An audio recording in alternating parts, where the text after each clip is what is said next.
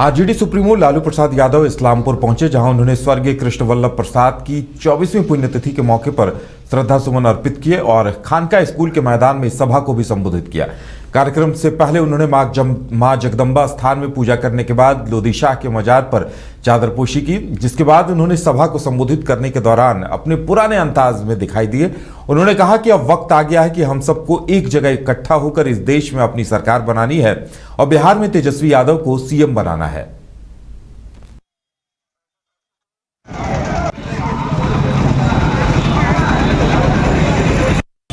हम सबको इकट्ठा होकर के इस देश में अपनी सरकार बनानी है, तेजस्वी यादव को मुख्यमंत्री बनाना है और जिंदाबाद जिंदाबाद कहीं किसी के सामने सर नहीं झुकाना है, और न हमने झुकाया किसी के सामने। सभी पत्रकार, नौजवान, सभी भाई बहन, सब लोगों को मैं आह्वान करता हूँ कि आप लोग एकजुट होकर के इस देश की रक्षा के लिए हमेशा खड़ा रहिए। और हम लोग खड़े हैं और हम सरकार बनाएंगे। तेजस्वी यादव को मुख्यमंत्री हम लोग बनाएंगे हर हालत में। औरंगाबाद में हाल में ही मरणोपरांत पद्म भूषण से अलंकृत किए गए दलित नेता पूर्व केंद्रीय मंत्री स्वर्गीय रामविलास पासवान की प्रतिमा को तोड़ने की घटना हुई है और घटना औरंगाबाद के दाऊदनगर प्रखंड के महावर पंचायत के महावर गांव की है, जहां गुरुवार की रात असामाजिक तत्वों ने प्रतिमा को तोड़कर फेंक दिया। घटना को लेकर दलित समुदाय के लोग आक्रोशित हो गए, लेकिन घटना के बाद आक्रोशित दलित समुदाय के लोग महावर गांव के पास ही NH 139 को जाम करने पर उतारू थे। लेकिन मामले की जानकारी मिलते ही मौके पर पहुंचे लोजपा के प्रदेश उपाध्यक्ष डॉक्टर प्रकाश चंद्रा ने आक्रोशितों को समझा बुझाकर मना लिया। आदरणीय प्रकाश चंद्रा जी को मैं धन्यवाद देता हूं कि हम लोग 21/8/2021 को असामाजिक तत्वों के द्वारा देश के दूसरे अम्बेडकर और हम सब के नेता पद्म विभूषण से सम्मानित श्रद्धेय रामविलास पासवान जी का असामाजिक तत्वों के द्वारा प्रतिमा को तोड़ा गया।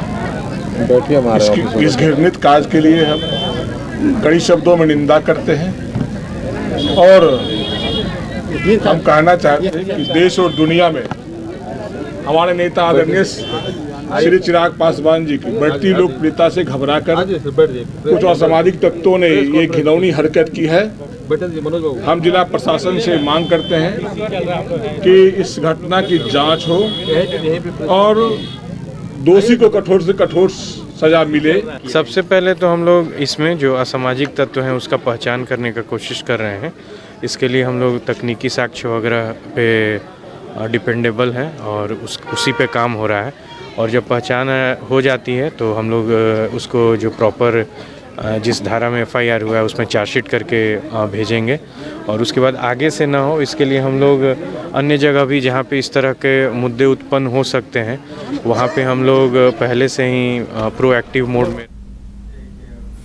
हमारा समाज धीरे धीरे ही सही लेकिन थर्ड जेंडर को उनका हक देने की दिशा में आगे बढ़ रहा है। आपको बता दें कि सरकार ने कुछ साल पहले ट्रांसजेंडर्स को तीसरे लिंग की स्वीकृति दे दी है। इसी बदलाव की एक शानदार तस्वीर हमें पटना के SK पुरी पार्क में देखने को मिली, जहां एक चाय स्टॉल चलाने वाली ट्रांसविमेन सैंडी वाल्मीकि और रोहिणी समाज में एक नई पहचान बना रही है। आइए उनसे सुनते हैं उनकी कहानी। आज आपको हम ऐसे इंसान से मिलवाने जा रहे हैं जो काफ़ी इंस्पायरिंग है। जी हाँ, आज हम मौजूद हैं पटना के SK पुरी पार्क के पास, जहाँ पे एक ट्रांसजेंडर ने टी स्टॉल लगाया है। जी हाँ, सही सुन रहे हैं आप। सरकार ने तीसरा लिंग की स्वीकृति दे दी है ट्रांसजेंडर को, लेकिन अभी भी समाज उन्हें उस तरीके से नहीं देखता है जिस तरीके से नॉर्मल जो पुरुष होते हैं, स्त्री और जो महिलाएं होती हैं वैसे देखता है। तो जी रोहिणी जी, आप कब से टी स्टॉल लगा रही हैं यहाँ पे? हम लोग टी स्टॉल 15 जनवरी से। 15 जनवरी से। तो स्टूडेंट हैं आप? हाँ, ऑब्वियसली मैं स्टूडेंट ही हूँ और अभी तो तक पढ़ाई में बंद रखी हूँ, क्योंकि देखिए पढ़ने के लिए भी पैसों की ज़रूरत है। तो भले ही जो सर के पास हम जाए पढ़ने, वो सर कोई फीस ना लो, फिर भी हमें तो जाने आना का गाड़ी भाड़ा बोल। क्या क्या किस चीज़ का प्रिपरेशन कर रही हैं? मैं अभी दरोगा की तैयारी, सब लोग दरोगा की तैयारी कर रही हैं? हाँ, मैं भी कर रही हूँ। और मेरी दीदी जो है ना, सैन दीदी, जिसके सहारे मैं यहाँ आई हूँ, जो हमें ये स्टीच। कहाँ की रहने वाली हैं आप? मैं बंगाल की हूँ। बंगाल की हैं रहने वाली, तो वहाँ कुछ तकलीफ हुई थी आपको? हाँ, वहाँ पे तो तकलीफ है, नहीं तो यहाँ तक क्यों आते हैं हम। तो यहाँ पे जैसे कि टी स्टॉल लगाई हैं, तो किसी तरह का कुछ व्यवहार लोगों से मिलता है या कुछ सब नॉर्मल आपको ट्रीट करते हैं? हाँ, नॉर्मल, यहाँ पे सब लोग बहुत सपोर्टिव है। यहाँ पार्क के अंदर जो लोग हैं, पार्क वाले, तो ये सब अंकल बोलिए, भैया बोलिए, सब लोग यहाँ पे फुल सपोर्ट करते हैं। तो कितना मतलब दिन का सही कमा लेती हैं? नहीं, उतना नहीं होता कभी, क्योंकि अभी अभी हम लोग जस्ट टी स्टॉल ओपन किए हैं, और कुछ लोग तो ट्रांस देख के ही भाग जा रहे हैं। अच्छा। और उतना ज़्यादातर लोगों के पास पहुंचा भी नहीं कि ट्रांस लोगों ने भी टी स्टॉल ओपन किए हैं। तो अभी हमारा 500 से 800 तक हो जाता है। पूर्णिया के जानकी नगर थाना क्षेत्र के जयरामपुर के समीप बेखौफ बदमाशों ने लूट का विरोध करने पर मवेशी व्यापारी बहादुर यादव को गोली मार दी। व्यापारी के कमर में गोली लगने से उनकी स्थिति गंभीर बनी हुई है। घटना को अंजाम देने के बाद बदमाश व्यापारी से 55,000 रुपए लूटकर फरार हो गए। मवेशी व्यापारी की पहचान बनमनखी थाना क्षेत्र के हनुमान नगर के निवासी बहादुर यादव के रूप में हुई है, जो घर से सिंहेश्वर हाट मवेशी खरीदने के लिए निकले थे। इस दौरान जय रामपुर गांव के समीप बाइक पर सवार 3 हथियारबंद बदमाशों ने उनके पिकअप वैन को ओवरटेक कर वारदात को अंजाम दिया। घटना की सूचना मिलते ही पुलिस मौके पर पहुंची और जांच शुरू कर दी। जानकी नगर थाना पुलिस ने बदमाशों की पहचान के लिए छापेमारी अभियान शुरू कर दिया है।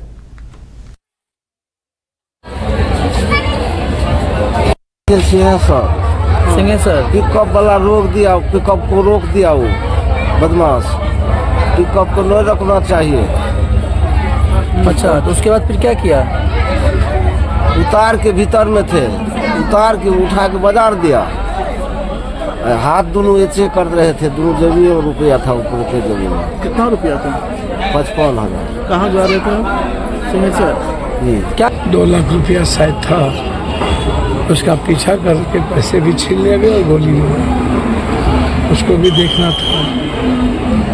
लॉ एंड ऑर्डर की स्थिति तो इतनी बुरी है, जब मनोज राम सांसद को जाति पूछ के दौरा पीटा जा सकता है। मस्जिद में एक मौलाना को पुलिस के द्वारा बेरहमी से गुंडाई करके पीटा गया। पटना में दिन दहाड़े 2 लोगों की कल हत्या कर दी गई, 4 लोग।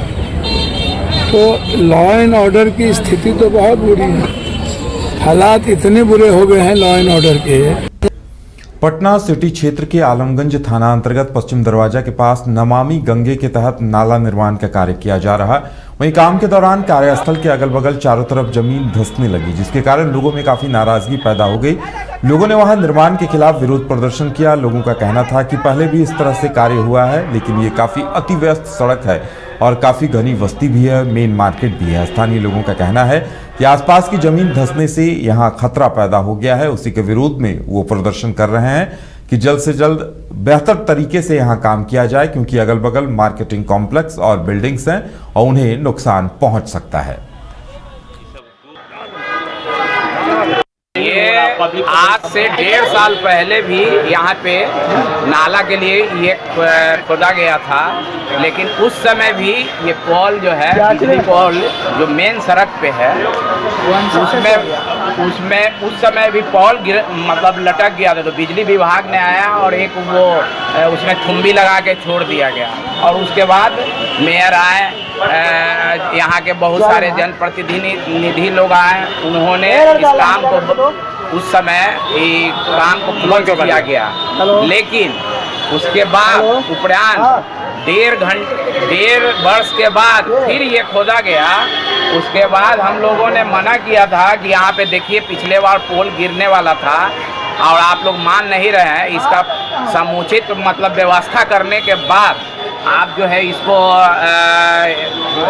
खुदवाइए इसको। लेकिन इन्होंने क्या किया कि कोई व्यवस्था नहीं रहने के बाद भी, कोई भी व्यवस्था नहीं रहने के बाद भी इन्होंने पूरा ये क्या दिक्कत क्या हो गया है? ये पश्चिम दरवाजा टमटम पड़ाव के पास की घटना है। मुख्य सड़क है, शेरशाह पथ का मुख्य सड़क है। आने जाने वाले लाखों लोग संख्या में लोग आते जाते हैं, बाजार करते हैं, सब्जी मंडी है, मुख्य यातायात को अवरुद्ध कर डाला। इतनी परेशानियां हो रही है कि आए दिन जान।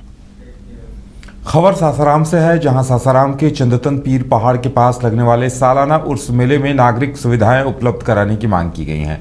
भारतीय कम्युनिस्ट पार्टी के कार्यकर्ताओं ने इसे लेकर मीडिया से बातचीत की और कहा कि उर्स मेला में भारी संख्या में लोग इकट्ठा होते हैं और इसके लिए जिलाधिकारी को एक ज्ञापन भेजा जा रहा है।